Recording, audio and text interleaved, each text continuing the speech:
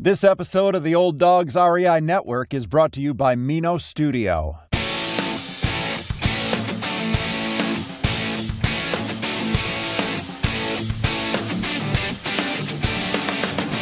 Welcome to the Old Dogs REI Network, where cash flow is king. Real estate investing, the means, so you can enjoy your retirement dreams. This is the show where we cut right to the chase. No sales pitch, no long monologues, just simple how-to real estate investing advice, so you can earn the passive income you need to enjoy your retirement today. And now, your host and chief old dog, Bill Manassero. Hello, old dogs, and welcome to Fun Facts Friday. This is our once-a-week, only on Friday show, where we have special episodes not featuring guests, where I will share tricks, tips, terminology, and techniques that will help skyrocket you to real estate investing success. Today's topic is the richest real estate investor in America. Well, before we get started, first I wanted to make a couple of quick announcements here. Just a couple of updates. First off, if you're listening to this on Friday, the 24th here, that's right, it would mean that yesterday, if you're an American citizen here celebrating Thanksgiving, you would have hopefully had a great Thanksgiving day and a Thanksgiving dinner. This is a lot of people's favorite holidays. It's just a kick. It's fun to get family together. And it's kind of like this legalized day of gluttony, kind of weird. But hey, you know, it's still just fun. The food's great and all that stuff. So just trust you had a great Thanksgiving. And I hope you took some time, too, just to think about all the great things you have to be thankful for. I certainly have plenty, and I just like that time with the family especially. We kind of go around and ask each other, just each person to say something they're thankful for. So anyway, that was great time, and I hope you had a good one as well. A couple of quick announcements here, too. The 3-minute rental property analyzer is a quick assessment tool that I give away on my website in the olddogsreinetwork.com website. It's free, usually pops up. Sometimes it doesn't pop up for people. Sometimes people have downloaded it and they've used it, and then something happens, it gets messed up. Well, now we have, we're just so modern and up to date here. But anyway, we have loaded it on the website so that it's not just a pop-up, but you can go into the resources section of the website. And if you want to replace your old copy, maybe you had problems with it, all kinds of things can happen. It's just an Excel spreadsheet kind of deal. And so if you want to download a new one, you can do it, and they're free. So you can download as many as you want. But anyway, that's in our resources section. Just go in there and look for the 3-minute rental property analyzer. And since this is the season of giving coming up, we would love if you guys would go to iTunes and give us a rating and review. I mean, we would be so stoked. It's just real easy to do. Just go to iTunes and look up Old Dogs, DAWG, and find our podcast, and then click on the rating and review section.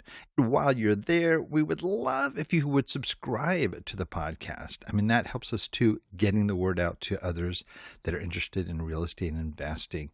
So, you could subscribe, and then that means it just pops up automatically on your iPhone, or just an automatic thing. It's just there every time an episode comes out, so you can always stay up on the latest episodes. Well, let's get into our topic here. The richest real estate investor in America. Now, we call this every Friday, we call this our Fun Facts Friday. But lately I've been looking at, the list of things, and I'm going, well, not all these topics are necessarily fun, but this is kind of a fun one.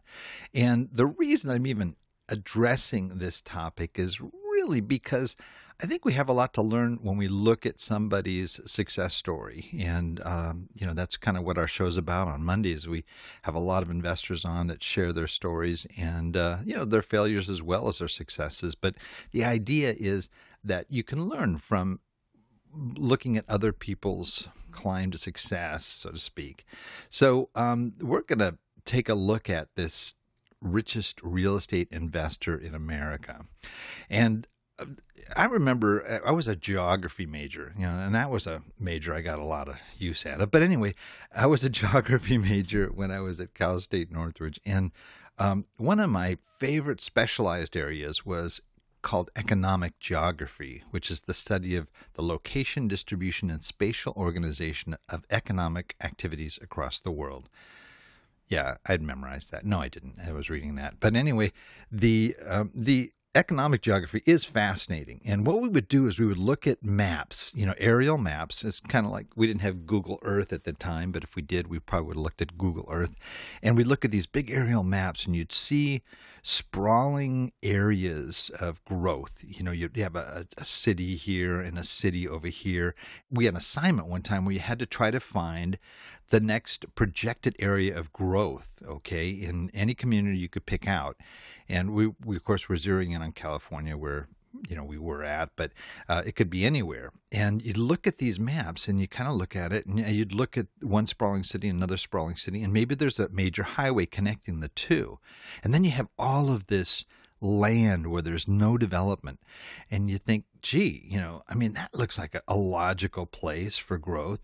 It's not always, a geographic issue. There's a lot of other elements in there that you would have to look at. But just strictly geographically, you think, gosh, if I bought up a bunch of land in that little space between these two sprawling areas, that could be a promising place to invest. And so that's part of our assignment, is trying to find out where we would develop next. And it's a kind of assignment where you really can't know if you did a good job or not, because you'd have to wait 50 years or something or to see if they actually happened. But in a lot of these areas, they would show you the pictures over time of areas, and you'd see where the development would start to happen. You go, oh my goodness, I know that area. It's just, it's like a booming area now. And it was one of those areas that had no buildings on it or any kind of development between two massive sprawling areas.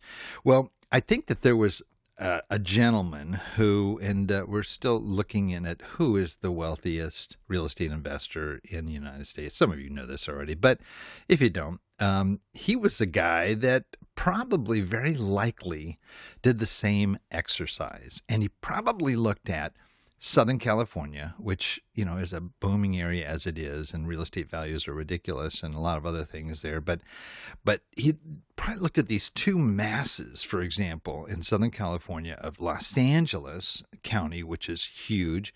And then you have San Diego County. And then kind of between them, you have just Camp Pendleton, a big marine area. And then you have this Orange County area where Disneyland is, like in Anaheim, where Disneyland was built in 1955.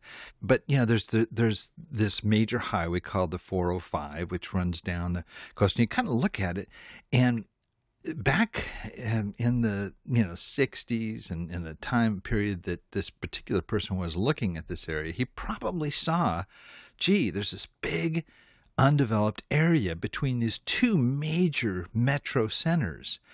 And there was growth in Orange County at the time, but not anything. I mean, there was some nice areas of development and growth at that time that had been around for a while.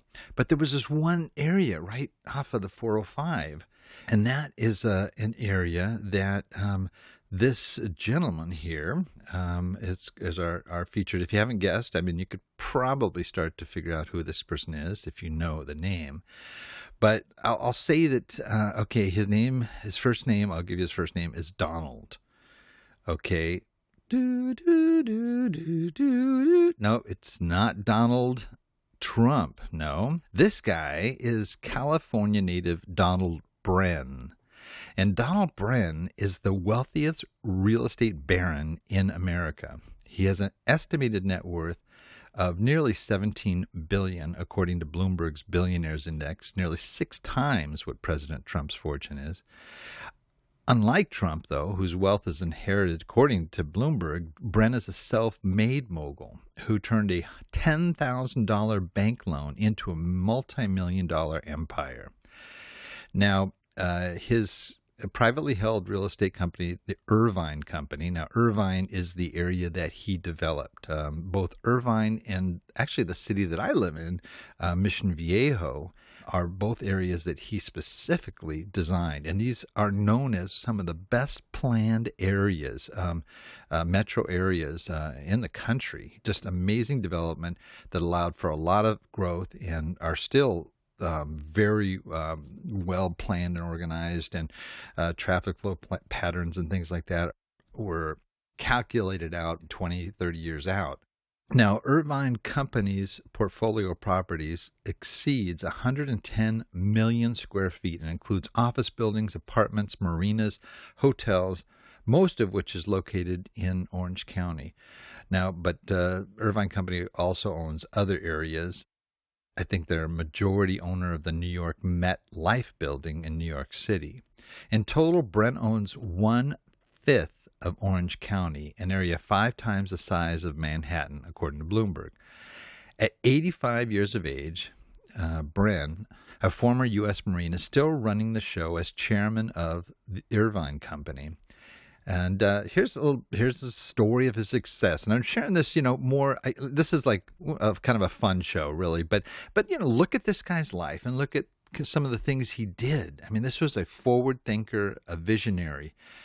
He was born in Los Angeles in 1932. His father was a movie producer, so he didn't come from meager means. He obviously, the movie business was booming in Southern California. His mother was a patron of the performing arts. His parents divorced when he was 10. His father remarried to actress Claire Trevor, and his mother went off and married, I guess, a well-off industrialist. So Brent and his brother attended Beverly Hills High School, really roughing it, and spent their summers working as carpenters for their dad's real estate development business. Now, this is a story. It's interesting because when you say this, this is something that Donald Trump's kids did too. That and Donald Trump did for his dad. He'd go and pick up, nails in the construction yards and things like this. So this is kind of an interesting pattern here.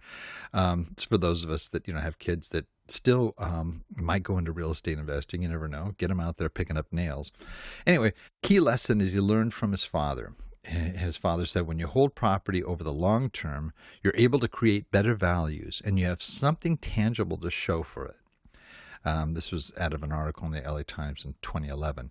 Brent earned a partial athletic scholarship to the University of Washington for skiing.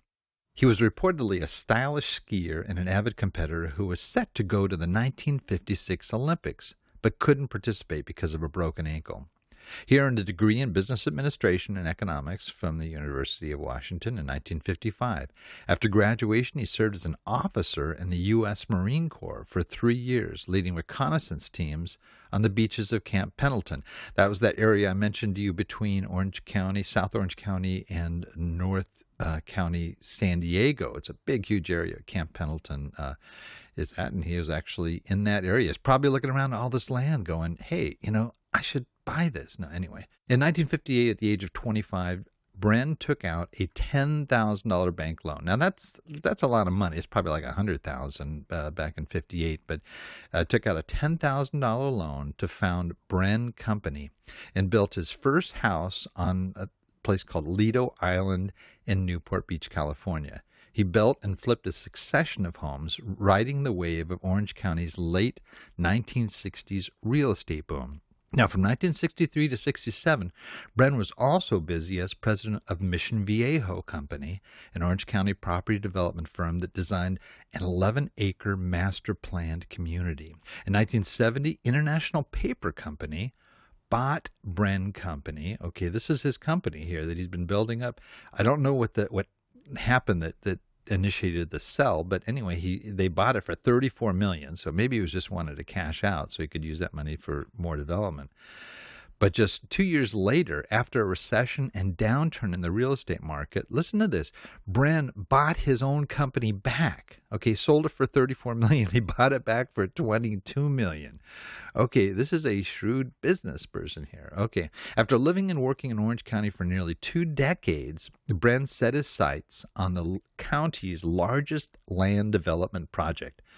was called Irvine Ranch, a 93,000-acre property that includes 9 miles of coastline along the Pacific and accounts for 20% of the county.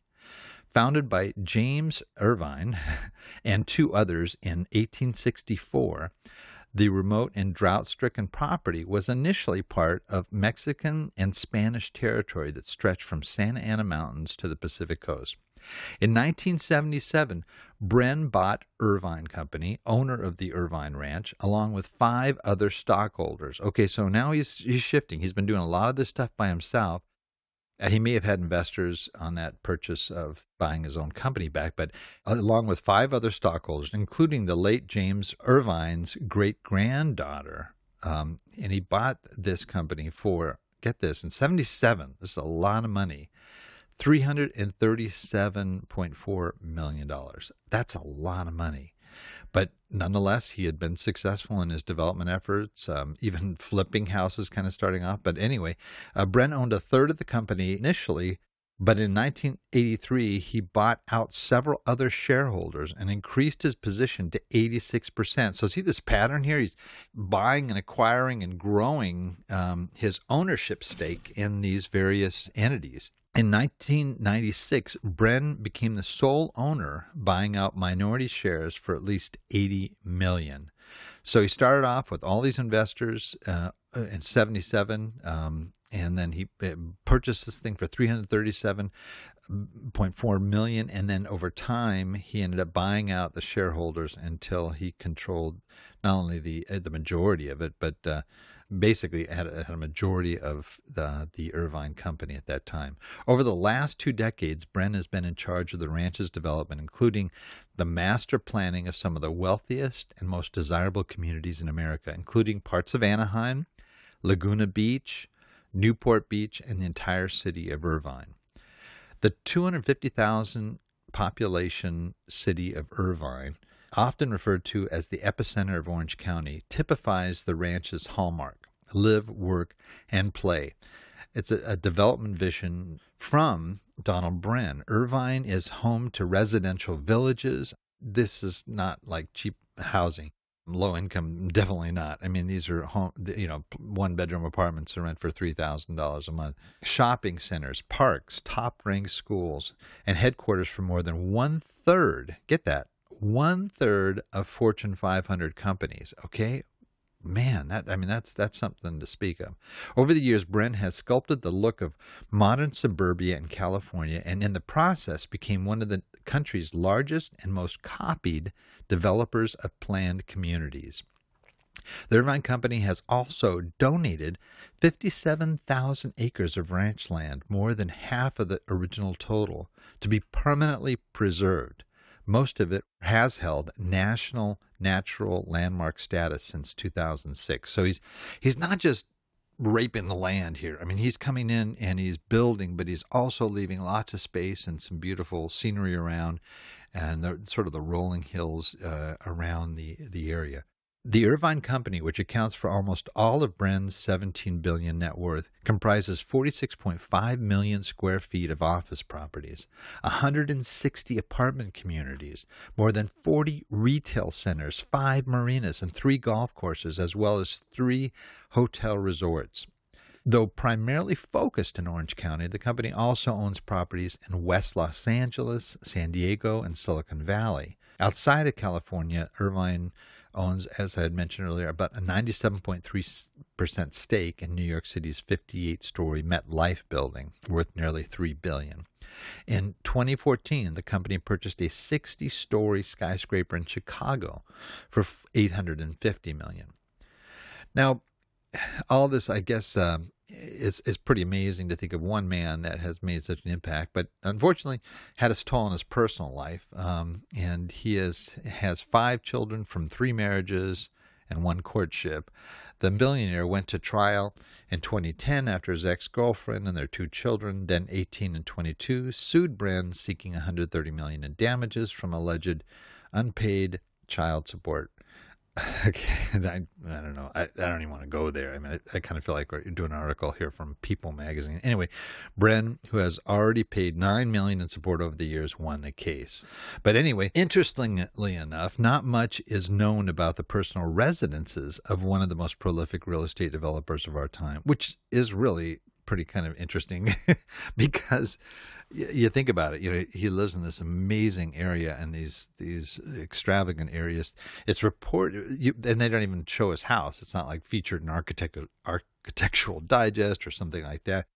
It's been reported that Bren and his third wife, Bridget, and their son live on Newport Beach's Harbor Island, an exclusive waterfront community made up of multi-million-dollar homes. I mean, this is a beautiful area, right on the water. Most of Bren's public persona revolves around his philanthropic endeavors, and his lifetime giving exceeds $1.3 billion. In 2010, he was given the first Donald Bren Legacy of Giving Award, an award started by the backers of Orange County's National Philanthropy Day. This is a quote from him. "For me, philanthropy has always been about simply creating new community partnerships that will be valued forever," Bren said. Bren regularly contributes to K-12 schools and the University of California system, as well as research, the arts, and conservation. Here's a quote from him. "I believe the greatest investment we have made is in the education of our children," said Bren. According to his website, the Donald Bren Foundation has donated $200 million to educational causes. He's a big contributor to the University of California at Irvine, located right in his area. Bren's enduring legacy, however, will continue to be his real estate empire and his role in shaping some of the most coveted communities in America. One guy quoted him and said, "In terms of great visionaries who have influenced Southern California, I'd put him there up with Walt Disney." Of course, this guy's a member of his board of directors. Okay, an objective outside review. But anyway, that is it. That is, I thought it'd be interesting for you and just to kind of look at, what some folks, visionaries, especially in real estate investing, can do. Just as an FYI, he is not the richest real estate investor in the world, but he is the richest real estate investor in America. The richest real estate investor in the world, according to BusinessInsider.com, is a tycoon called I think it's XU Jiayin, and he is the founder of China's Evergrande, and his wealth is, I guess, estimated at $43 billion, according to the latest Huron China Rich List. Anyway, that's enough for now. That was our Fun Fact Friday. I hope it's fun. I hope you learned some stuff on it. And I thought maybe, what the heck? It had to be fun. Okay. Well, that's it for today. Please note, Old Dog listeners, everything presented here today, including any links, and especially that I mentioned that link to our 3-minute rental property analyzer, a quick tool that you can use to assess multiple properties at a given time, can be assessed in our show notes on the Old Dogs website at olddogsreinetwork.com. Hopefully look us up on our website, go to our show notes, and there's a recap of all this stuff here. Until next time, remember, cash flow is king and real estate investing the means. Thanks again for listening, and may God bless. Thank you very much for visiting the Old Dogs REI Network. We would greatly appreciate if you would stop by iTunes and let us know what you think of the show. We would love if you could subscribe to the podcast, give us a 5-star rating, and write a review. The more ratings and reviews we receive, the more visible the podcast will be to others. Thank you.